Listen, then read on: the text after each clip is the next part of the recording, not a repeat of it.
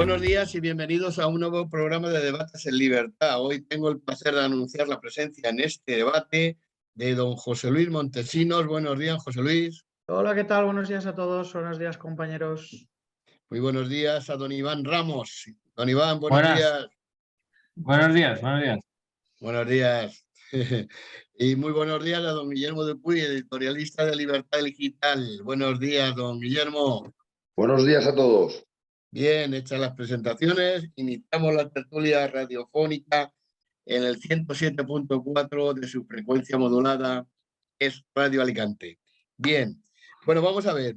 726 es la cifra de delincuentes sexuales condenados que ya se han beneficiado de la reducción de penas de la ley Montero. Esto es una martingala o que vamos a tener que en todos los programas, desgraciadamente, vamos a tener que enumerar, porque esto va increciendo. Algunos de ellos incluso con la libertad plena, en torno a los 60 o 70. Esto es una herencia más de las leyes liberticidas de este gobierno. Eso por un lado, podemos hablar un poco, si les parece, acerca de ello. De todas maneras, no hay día que nos sorprenda. El caso mediador, el llamado coloquialmente Tito Berni y la red que día tras día se va destejiendo. Y por último, y creo que si nos dará tiempo, hablaremos de Ferrovial y la reacción bolivariana del gobierno encarnado en el Pedro Sánchez, ¿no? Bueno, si queréis hablamos un poquito acerca de la ley CSI. Esto, para que la gente sepa que esto no va a ser ni lo último ni lo penúltimo que va a ocurrir, y después iremos desgranando en función del tiempo que tengamos los diferentes temas. Adelante, don Guillermo, usted como editorialista del periódico, rompa el fuego acerca de esto. Bueno, sí, no, efectivamente va a ser un chorreo de noticias de beneficios a agresores sexuales que no va a parar. Pero lo que sí que es verdad que sí ya llama la atención es que tras unas semanas en las que el gobierno parecía muy decidido a cambiar este bodrio jurídico, pues la verdad es que pasan los días y yo no veo que cambien, ¿no? Bien, es cierto que ahora mismo un cambio jurídico no impediría que las agresiones ya cometidas se enjuiciaran en el marco penal más favorable, que en este caso es la ley del solo sí es sí. Pero es que un dato que sería interesante es ya no solo cuánta gente va beneficiándose de reducciones de pena, sino el número de agresiones que está habiendo desde que el gobierno decidió que se había equivocado a las actuales fechas, porque mientras la nueva legislación, la nueva reforma no esté publicada en el BOE, todas las agresiones que se produzcan en los próximos días seguirán beneficiándose del sol de sí. Entonces, cuando dicen que esto ya no tiene vuelta atrás, en parte es cierto, pero en parte es un error. Es decir, ojo, no es baladí el que esto se cambie y que se haga cuanto antes, porque cada agresión nueva vuelve a acogerse al ámbito penal más favorable, que es la del sol de sí. Pero claro, como saltan los escándalos de uno en otro, porque ahora también ustedes han apuntado el tema del escándalo del caso mediador, pues no sé si es que tiene distraído al gobierno y no sale adelante con lo otro. Lo que está claro es que se ha puesto muy nervioso, como ha evidenciado el portavoz socialista Pachi López, que poco le ha faltado por hacer callar a los periodistas cuando preguntaban sobre las personas que habían participado en las cenas donde se urdían esos negocios, sin menoscabo, evidentemente, a que también se urdían en los prostíbulos y también se urdían en la misma sede del Congreso de los Diputados. Yo desde aquí quiero felicitar, porque nada más es coherente no hacerlo, porque editorializamos. Y nosotros en el periódico no somos muy partidarios de las mociones de censura, de las comisiones de investigación, pero es cierto que nosotros editorializamos a favor de una comisión de investigación en este asunto y al día siguiente pues el gobierno el Partido Popular parece que va a hacerlo. Yo quiero felicitarles porque espero que sea así, porque también es verdad que iban a hacer una moción de investigación por el asunto de Chimo Puig y aún no lo han registrado. Pero bueno, sí que parece que van a hacer la comisión de investigación. ¿Y por qué me parece bien la comisión de investigación? En primer lugar, porque para cualquier cosa mucho más nimia, el Partido Socialista siempre está recurriendo a las comisiones de investigación. Y aunque es evidente que nosotros siempre seguimos siendo partidarios de que las cuestiones de los escándalos de corrupción, donde se han de dirimir sin duda alguna es en los tribunales, pero hombre, también teniendo en cuenta el cariz político que tiene, es importante que se haga eco y que se machaque mediáticamente este asunto que es muy, muy, muy poderoso. Y mucho más cuando parte de esa negociación y de ese entramado se ha llevado en la misma sede de la Cámara de la Soberanía Popular, que es el Congreso. Con independencia, insisto, que luego se cerrarán más flecos en los restaurantes de lujo a donde iban o en los prostíbulos. Entonces, me parece que es adecuado que se haga esa comisión de investigación para dar relieve a un escandalazo. Y finalmente, por ubicar a vuela pluma el tercer caso, el caso de Ferrovial, bueno, yo creo que en este caso el Partido Socialista ha dejado en evidencia yo creo que por dos aspectos. O sea, por un lado, creo que han acentuado mucho su tinte bolivariano para intentar distraer la atención sobre los escándalos y hacer despertar en la gente una especie de exacerbar su nacionalismo económico para distraer la atención sobre este tema. Y desgraciadamente hay veces que lo hemos visto mucho, sobre todo en la política catalana, el envolverse con la bandera, hay veces que a la gente le hace obnubilarse y no solo en la izquierda. Cuando hablamos de nacionalismo económico hay algunos sectores de la derecha más conservadora, más estatista, más antiliberal, que no entiende lo que es la globalización y lo que no entiende lo que es la libertad de comercio y no sabe que podemos estar orgullosos de un país en donde las empresas todavía tengan libertad de poder ubicarse donde consideren que se les trata mejor y que debemos estar orgullosos de un país en donde no se nos pone a los consumidores españoles aranceles a los productos extranjeros por el hecho de ser extranjeros. El proteccionismo es un ataque a la soberanía del consumidor y la falta y que las empresas no puedan ubicarse, no puedan votar con los pies, es una libertad que afortunadamente conservamos, por mucho que al gobierno socialcomunista le saque de quicio el que haya empresas que ejerzan ese derecho por otro lado, ya no solo compatible con la libertad de empresa, sino compatible con el marco europeo que dice defender, ¿no? Porque claro, lo que no se puede decir de europeísta unos días y otros días para cuestiones esenciales, que especialmente si algo tiene de encomiable el proyecto europeo, y hay muchas cosas que no son nada encomiables, toda la burocratización, toda la estatalización que tiene, todo el intento de dirigismo desde las entidades supranacionales como nacionales. El dirigismo es malo, lo ejercita el gobierno español o lo ejercita Bruselas. Pero si tiene un aspecto positivo es el del libre movimiento de capitales, de bienes y de personas, ¿no? Entonces, protestar contra eso es protestar contra la esencia misma del proyecto europeo, amén de protestar con la libertad de empresa de poder situarse en donde ellos quieran. Y además que el Partido Socialista lo que está haciendo es quejándose y denunciar y arremeter contra las consecuencias, no contra las causas. Lo que tendría que hacer un gobierno responsable es preguntarse por qué una empresa decide abandonar España y se va a otro sitio, huyendo de la inseguridad jurídica o huyendo de la excesiva presión fiscal, porque se van a ambientes que cuidan mejor a la inversión empresarial. Entonces, lo que tendría que hacer es cambiar aquello por lo que muchas empresas que tienen la suerte de poder moverse de votar con los pies, pero es que hay otras empresas.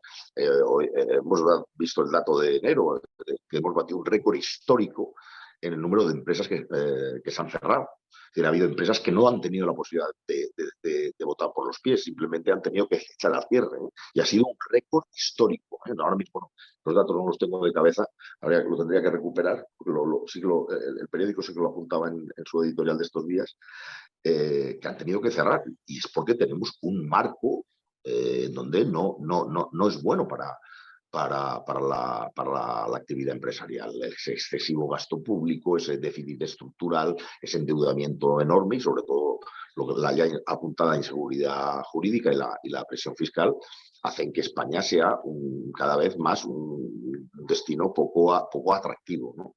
Es cierto que hay algunas partes de España que consiguen contrarrestar esta nefasta política, como es el caso de la Comunidad Madrileña, donde solo la Comunidad de Madrid ha sido capaz de captar para aquella comunidad el 70% de la inversión extranjera en España, pero aún así Madrid va a perder, está perdiendo, como pierde toda España, porque el margen de autonomía fiscal y el margen que tiene legislativo las comunidades autónomas es muy pequeño, ¿no? Entonces, es un daño, ahí Madrid va a sufrir este cambio de sede social a Países Bajos, ¿no? Pero bueno, lo que es infantil por parte del gobierno es que, insisto, se alza contra las consecuencias, no contra las causas de por qué las empresas se tienen que ir, porque además esto tiene un riesgo de contagio, ¿no? Y yo creo que también no les ha importado, aparte que les va porque tiene una extrema izquierda, que esto del expropiese y el arremeter contra las empresas y el criticar a las grandes empresas, pues les va en el ADN, como dijéramos. Además, insisto, les ha venido bien el enfatizar ese aspecto bolivariano de su política para intentar distraer la atención de los casos de corrupción y el absoluto modelo jurídico que es la ley del solo sí. No sé cómo lo verán ustedes. A ver, don José Luis, suya es la palabra. Pues de alguna manera yo creo que al final el barco está empezando a hacer tantas vías de agua, ¿no? Que bueno, pues que al final la cabra tira al monte y, como decía don Guillermo, pues se radicalizan. Y esto de Ferrovial pues les ha dado un poquito de oxígeno mediático, porque la realidad es bien triste. Yo, si no recuerdo mal, no sé el número de empresas, pero sí que me quiere sonar que eran 2.600 autónomos menos, una barbaridad así, ¿no? No, autónomos más. Creo que estamos hablando de 2.000, pero empresas, pero no grandes. No, empresas con... En fin, estamos hablando de miles de lugares donde la gente está perdiendo su puesto de trabajo y las personas están perdiendo sus capitales, ¿vale? Su inversión y su forma de vida, ¿vale? Lo cual esto, además de tristísimo, es absolutamente grave y absolutamente fuera de lugar, ¿no? Es decir, luego hay otra cuestión que es importante o que también hay que tener en cuenta, es decir, a mí me hace mucha gracia cuando apelan lo que te da tu país y tal. Ustedes saben que yo soy muy radical en este punto. Es decir, los países no dan nada. Los países no regalan nada. Es decir, nos regalan cosas nuestros padres, nos regalan cosas nuestros amigos, nuestros profesores, nuestros hermanos, la gente que tenemos alrededor. Eso sí que es nuestro país o nuestro pequeño entorno donde sí que podemos obtener cosas gratis, pero los países todo lo que nos dan... por supuesto, los países están ya absolutamente confundidos con los estados y las naciones están confundidas con los estados. Todo lo que nos dan se lo sacaron a alguien previamente vía impuestos, se lo robaron a alguien vía impuestos. No te puede... Los estados no crean nada, los gobiernos no crean nada. Son las empresas, son los ciudadanos los que con su trabajo crean riqueza, y es el gobierno la que primero la roba y luego la maldistribuye, ¿no? Y con esto ya... pues evidentemente tenemos el caso candente, ¿no? Pues uno más de donde se ve que todas estas cuestiones estructurales y de corruptelas, todas estas cuestiones de corruptelas son muy estructurales ya del sistema, porque al final yo he visto en redes sociales, he visto mucho por ahí, ¿no? Pues bueno, tal, yo no he hecho nada, yo no he sido corrupto y tal, pero sí que parece ser que han ido a una cena, está tal... Oiga, si usted va a una cena y ve que porque porque a una cena nos pueden invitar a cualquiera. Quiero decir, ahí de eso no me parece grave. Oye, mira, me han llamado unos compañeros del partido, del grupo parlamentario, y voy a una cena para hablar con unos empresarios. Esto es perfectamente lícito y normal. Pero si pasa algo que no es lícito y que no es normal en esa cena, si el sistema no fuera una partitocracia prácticamente corrupta desde su germen, pues este señor se levantaría y diría, oiga, este compañero de partido es un ladrón y entonces lo que hay que hacer es ponerlo bajo vigilancia judicial, ¿no? Es decir, y esto no pasa. Al final, el partido es el que manda y, como decía Alfonso Guerra, si te mueves no sales en la foto.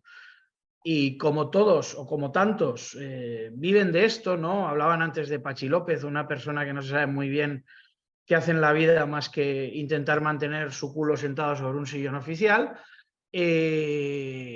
Pues como este es el modus vivendi, no queda más que tener el mismo modus operandi. Es decir, tapar, el ocultar, el defender lo indefendible y el de alguna manera no denunciar aquellas cuestiones que son perfectamente denunciables y que en otros momentos o con otros sistemas cualquiera denunciaría, ¿no? Cuando tu voto no depende cuando tu sillón no depende del partido, sino que depende de servir a los ciudadanos, como puede ser a lo mejor en las democracias anglosajonas en algunos casos, pues son los propios compañeros de partido los que denuncian a los corruptos, ¿no? Y porque evidentemente eso les molesta y les sirve y les hace un flaco favor. Pero en España esto no es así, ¿no? Entonces hay que empezar a plantear muchos aspectos, no solo de la parte económica, como decía antes don Guillermo, sino de la parte jurídica. Es decir, al final estamos en un país donde las leyes, y con esto vuelvo al inicio, donde las leyes estamos viendo cómo se tratan, ¿no? Y cuál es la consecuencia de cómo se legisla. Se legisla económicamente fatal, pero se legisla penalmente o se legisla queriendo defender a unas personas y consiguiendo absolutamente lo contrario, ¿no? Que es poner a delincuentes y agresores sexuales en la calle. Y al final todo viene hilado, es decir, parece que estemos hablando de tres temas distintos, pero no estamos hablando de cosas tan distintas, ¿no? No estamos hablando de temas tan distintos, estamos hablando de los problemas que tiene nuestro sistema creado por y para los partidos y cómo esto al final pues van brotando corruptelas, van brotando champiñones y hongos venenosos aquí y allá, evidentemente bien alimentados, ¿no? por este, como digo, sistema mal parido, mal creado, mal articulado y además que cada día está peor. Es decir, ya hemos hablado muchas veces de separación de poderes, hemos hablado muchísimas veces de partitocracia, pero estos son las consecuencias de tener un sistema tan absolutamente dirigista, estatista, controlado por partidos políticos y donde en realidad las libertades y la democracia pues empiezan a brillar por su ausencia, ¿no? Menos mal que todavía cabe la posibilidad de votar con los pies. Menos mal, yo más que autonomista siempre he sido municipalista. Quiero decir, que pudiéramos votar con los pies, pero sin tenernos que ir a 200 kilómetros, ¿no? Que nos pudiéramos ir de Alicante a Elche porque la legislación de un sitio u otro está en competencia y entonces, pues no sé, de Alicante a Elche o a Anteniente o a Valencia o a Murcia, ¿no? Es decir, no demasiado lejos, porque entonces podríamos seguir manteniendo nuestros lazos familiares y efectivamente votar con los pies, porque claro, es decir, para una persona, para un autónomo que tiene su vida en una ciudad española, pues es muy complicado marcharse a Países Bajos, cerrarlo todo y largarse a Países Bajos. Sin embargo, para grandes empresas, pues en realidad algo que no acaba de comprender nuestro gobierno, para grandes empresas es muy sencillo deslocalizarse, es muy sencillo cambiar de sede social. No sé si recuerdan lo que le costó a la Caixa salir de Cataluña y fijar su sede social en Pintor Sorolla número 2, donde tenía la sede antiguamente el Banco de Valencia. Es decir, no es nada complicado y si seguimos con estas derivas, pues el peligro de contagio es importante. Es muy fácil, es decir, y no es ninguna ilegalidad y no es ninguna irregularidad y no hay nada moralmente reprobable moralmente reprobable en eso, ¿no? Yo creo que lo moralmente reprobable es que hagamos leyes que ponen a delincuentes en la calle o hagamos leyes que obligan a cerrar negocios por la alta presión fiscal o hagamos o no actuemos legalmente contra aquellos que efectivamente sí que están cometiendo irregularidades claras y flagrantes. Y ahí está la cuestión. Os digo que me da la sensación de que no estamos hablando de cosas tan distintas, ¿no? Porque en las causas son muy parecidas y se están muy arraigadas dentro de nuestra maltrecha democracia, por así decir. Don Iván, adelante. Bueno, yo tenía interiorizado que cuando se acercaba el periodo electoral, incluso, pero hablo de meses antes, bastantes meses antes, los gobiernos no se metían en charcos. Yo era algo que tenía interiorizado y es una de las quizá mayores sorpresas de estos últimos meses, ¿no? Porque claro, no es solo el sí, la ley es solo sí es sí, y lo que el gobierno ha montado con esto. De esto se habla mucho en la tertulia de estos programas anteriores, no voy a repetir mucho sobre ello, pero claro, la sorpresa mía fue desde luego mayúscula y las dudas muy grandes porque era imposible, es imposible, creo yo, que no pudiesen saber cuestiones legales básicas como la que ya habéis apuntado, lo ha dicho José Luis o Guillermo, en cuanto a que hay que beneficiar, ¿no? O sea, se beneficia a la legislación que, bueno, se puede recurrir a la legislación más favorable para el reo, ¿no? El que ya tiene una condena. Entonces, es que ahora viene la ley trans, que ya está aprobada. Antes de las elecciones generales vamos a tener mucho con esa ley. O sea, se va a escuchar mucho y se va a hablar mucho, porque la movida que va a venir en federaciones y demás, deportivas, por ejemplo, además del daño ya a la adolescencia, que es una edad ya de por sí muy crítica, es decir, y lo tratasteis además, me parece, en el programa anterior, es decir, y una cosa más, que es la ley de llamado bienestar animal, que es surrealista. Veremos cómo se aprueba, cuáles son las modificaciones en el Senado, porque ahora mismo, con esa ley tal como está, no se pueden matar ratas o palomas. Con lo cual, a mí me vino a la mente la peste negra, ¿no? de Europa. Digo, bueno, ahora vamos a proteger a los vectores para que lleguen las bacterias y tenemos... En fin, son cosas muy surrealistas, ¿no? Todas estas leyes, además, salen de las reuniones de la gente de Podemos, que yo no sé en qué mundo vive. De verdad, ni si es tan difícil pedir consejo en determinadas cuestiones. Es decir, es todo muy surrealista, ¿no? Lo que estamos viviendo. Entonces, todo esto por lo que comentaba del año electoral. Es un daño potencial enorme electoralmente. Entonces, no lo entiendo. O sea, de verdad, me gustaría que como la explicación no sea que todo es una cuestión ideológica, es decir, que hay una agenda ideológica, que obviamente la hay, pero que hay que implementarla lo antes posible, porque por si acaso pierden las elecciones, que Dios lo quiera, si esa es la razón, es decir, que efectivamente puede ser que esa sea la única razón, pero claro, es que es una especie de profecía autocumplida en cuanto a, no, es que podemos perder las elecciones. Claro, pero es que la actuación que está usted teniendo también le lleva potencialmente a esa disminución de votos, ¿no? O sea, es un poco... No sé, de verdad es que yo no llego a entender el caos que puedan tener ellos en sus reuniones y en sus cosas, donde sea, ¿no? Y el nerviosismo que también comentabais, pues claro, es lógico, ¿no? El nerviosismo en Moncloa, ¿no? Por ejemplo. Con respecto a lo de Ferrovial, creo que todos sabemos, y esto pues no sé cuántas veces se habrá tratado y opinado en prensa, sobre todo cuando la prensa escrita todavía tenía algo de periodismo en España, y es que la relación gobierno-grandes empresas, siempre se habla de gobierno IBEX, ¿no? Y el IBEX en España siempre se ha dado por hecha. O sea, es como una relación íntima, ¿no? De quien gobernase. Unos más, unos menos, pero de quien gobernase. Es como el aceptar que haya cuotas de derecha o de izquierda en el Tribunal Constitucional, o etcétera, ¿no? Que son cosas que se dan por hechas, pero que desde un punto de vista de una calidad democrática podamos decir pues no son nada positivas. O sea, las empresas deberían tener pues, su marco legal, actuar con la mayor independencia posible, dentro de unos marcos lógicos, legales y tal, y el gobierno debería hacer su trabajo, el ejecutivo, y el legislativo, si lo tuviésemos, pues debería hacer el suyo. Es decir, porque al final no lo tenemos, ¿no? Tampoco. Entonces, ¿por qué la decisión y por qué ahora? ¿Por qué la decisión y por qué ahora? El por qué la decisión lo habéis tratado bastante y yo lo suscribo, pero ¿por qué ahora? A mí me gustaría, si conociese a la familia del Pino, que por cierto recomiendo mucho el blog que tiene el hermano, que es Fernando, parece que es Fernando del Pino, tiene un blog y sus artículos son muy buenos y no se corta nada, lo recomiendo. Y me gustaría hacerle esa pregunta, ¿no? ¿Por qué ahora? ¿Por qué ahora? Nada más.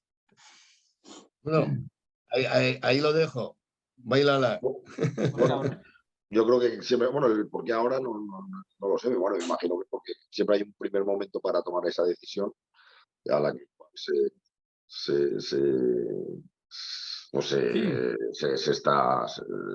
siempre se puede preguntar. Yo me acuerdo un primo cuando comunicó a su madre que se casaba. Y dice, pero hijo, ¿y cómo no me lo has dicho antes? Y dice, No, pero lo digo tampoco hay por que el dar año vueltas, electoral, ¿eh? simplemente Lo digo por el año electoral. Sí, no, a lo mejor vamos a ver. Yo estaría muy agradecido. Yo creo que las empresas en este caso lo toman con criterios estrictamente empresariales.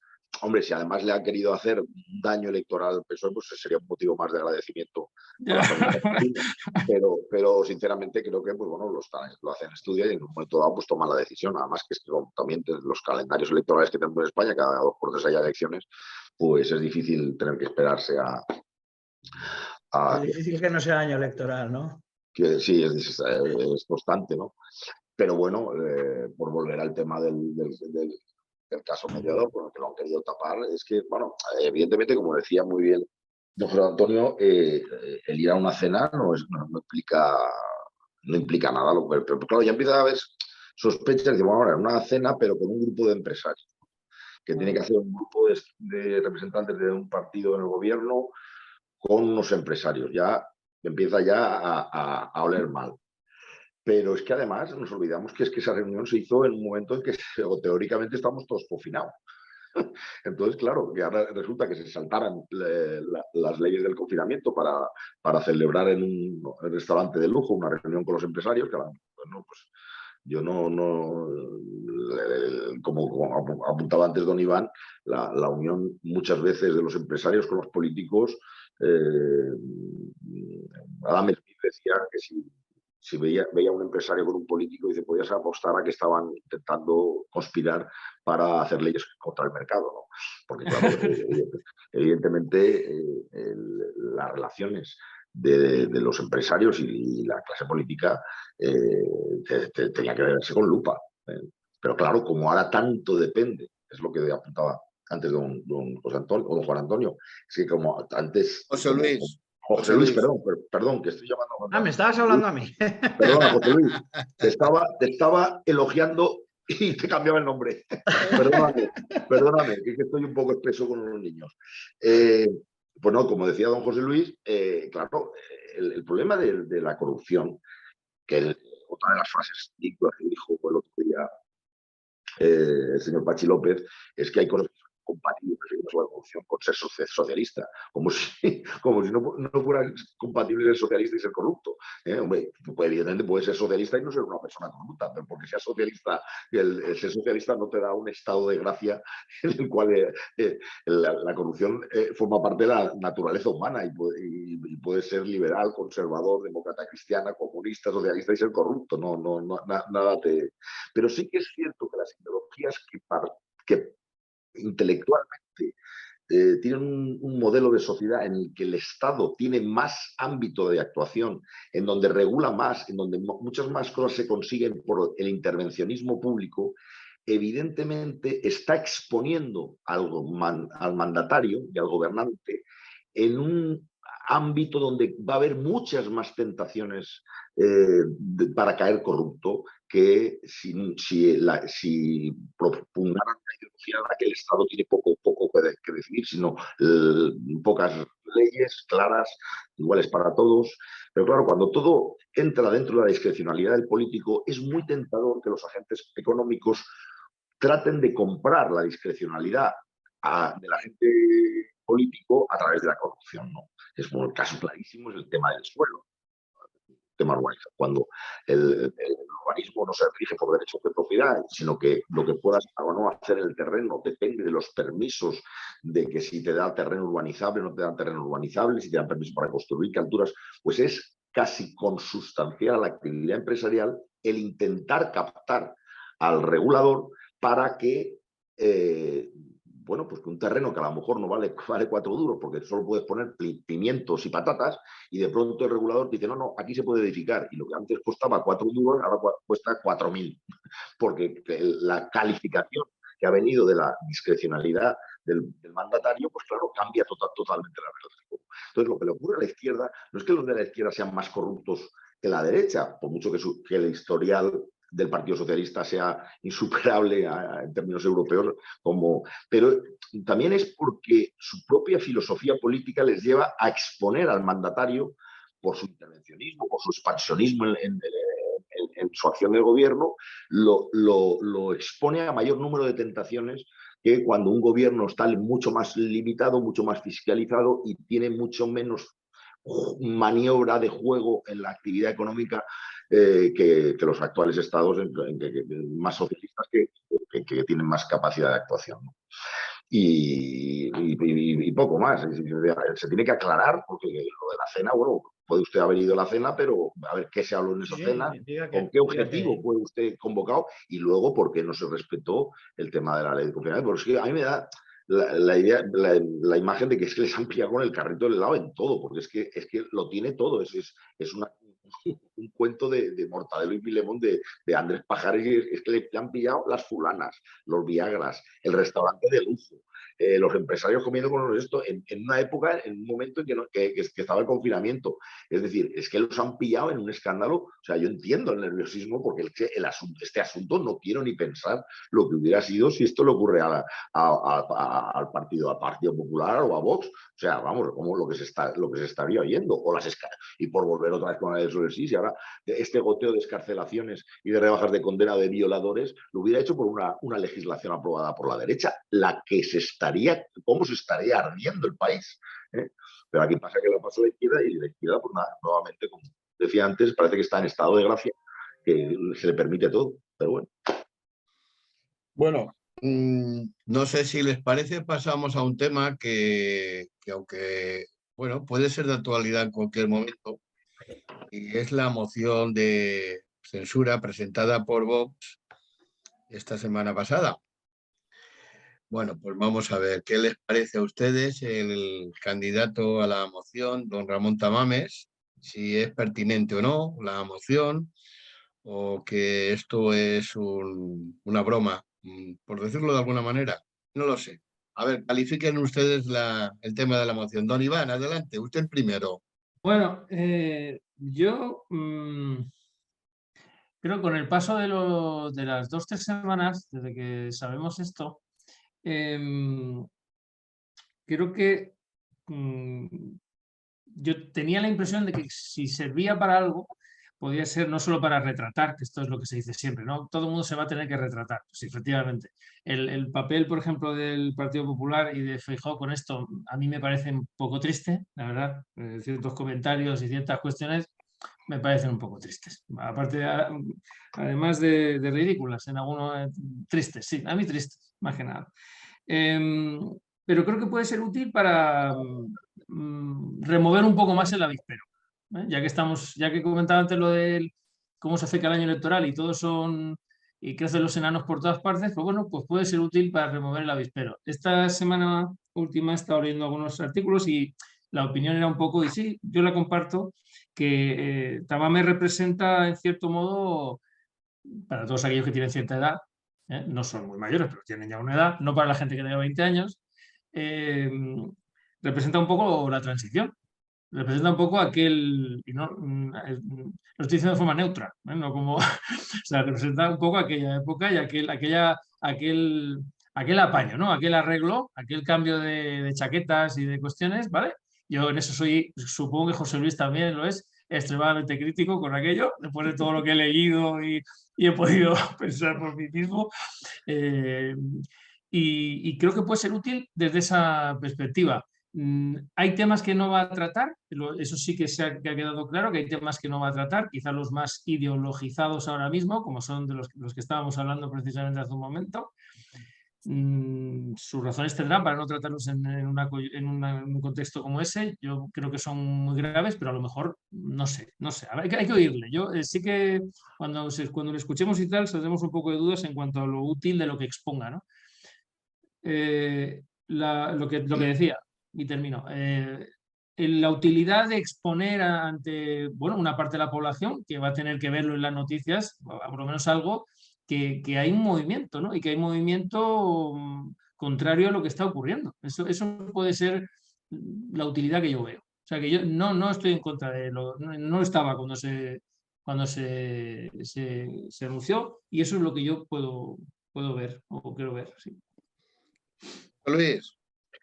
Efectivamente, estoy de acuerdo con Iván en lo que ha dicho de la transición, para que conste. Me da la sensación, así como sí que creo que Ramón Tamames puede ser un buen candidato, porque al final, pues una persona que ha pasado por varias partes del espectro político, es decir, bueno, puede ser sospechoso de muchas cosas, pero no tiene por qué ser sospechoso. No tiene por qué ser sospechoso de ser un extremista de derechas recalcitrante como tachan al partido Vox, ¿no? No sé si es mi impresión es que no sé si es el momento. No sé si va a servir, como dice Iván, para mover el avispero, que podría ser una buena utilidad de una moción de censura. Yo creo que no van a ir por ahí. Yo creo que no van a ir por ahí los términos. De hecho, ahora mismo el tema informativo el tema informativo en torno al gobierno está tan, ¿cómo te diría yo? Tan agitado, que me da la sensación de como que se ha diluido un poco el asunto de la moción de censura, y que probablemente pase o los periódicos y las cabeceras más importantes del país y las televisiones lo pasen como muy de puntillas, ¿no? Entonces, si algo puede decir interesante Ramón Tamames, que es una persona pues que muchas veces ha dicho muchas cosas interesantes y sobre todo es una persona que su trayectoria académica es brillante y conocida, y bueno, algo podría decir, ¿no? Algo puede decir, algo puede enfocar, algo puede poner sobre la mesa. Me da la sensación de que lo van a pasar de puntillas, y si no lo pasan de puntillas, evidentemente será para intentar darle oxígeno al gobierno. Yo en su momento lo dije. No es que me parezca ni bien ni mal, me parece un poquito a destiempo, y me parece que la tenían que haber montado de otra manera. Tenían que haberse sentado con el Partido Popular, que ahí también coincido con Iván, pero bueno, tampoco es nada nuevo, ¿no? Que el Partido Popular no se ponga de perfil y no ataque los problemas del país de frente, ¿no? Diciendo, oye, mira, esto es el Partido Popular no gana elecciones, deja siempre que las pierda el Partido Socialista, y esto ha sido, pues no sé si con Aznar un poquito menos, pero con todos los demás, o con Rajoy y ahora en este momento también, se gana las elecciones poniéndose de perfil, no atajando los problemas y dejando que el desgaste del Partido Socialista, que ahora mismo es brutal, con todos los frentes que tiene abiertos, y como también decía antes Iván, con todos los que se van a abrir por legislar o por dejar legislar a cuatro indocumentados, ¿no? con Gorra. Que por cierto, yo sí que he oído no recuerdo quién de Podemos decir que hay que hacer muchas leyes y muy rápido porque no sabemos cuánto van a estar aquí. Es decir, eso es así. Es decir, al final ellos tienen su agenda ideológica y quieren marcarla y tal. No se dan cuenta que mañana llega el Partido Popular, le fuerza un poquito Vox y todo esto se va para atrás y no pasa nada. Lo que pasa es que hay muchas cosas, como la ley del solo sí es sí, o algunas otras leyes que pueden, pues en el ínterin, ¿no? Pueden tener problemas muy serios. Volviendo a lo que decíamos de la moción de censura, yo creo que va a ser algo que se va a tapar, que va a pasar un poquito todo de puntillas. No sé si va a servir para poder para poder retratar a nadie, aunque el Partido Popular evidentemente se retrata siempre para mal en estas cosas, y creo que no creo ni siquiera que le vaya a dar oxígeno al Partido Socialista en estos momentos. El Partido Socialista necesitaría un viraje que no está preparado para hacer, para tener oxígeno. Entonces me da la sensación de que va a pasar eso, más de tapadillo que otra cosa, ¿no? Va a ser más inocua que otra cuestión.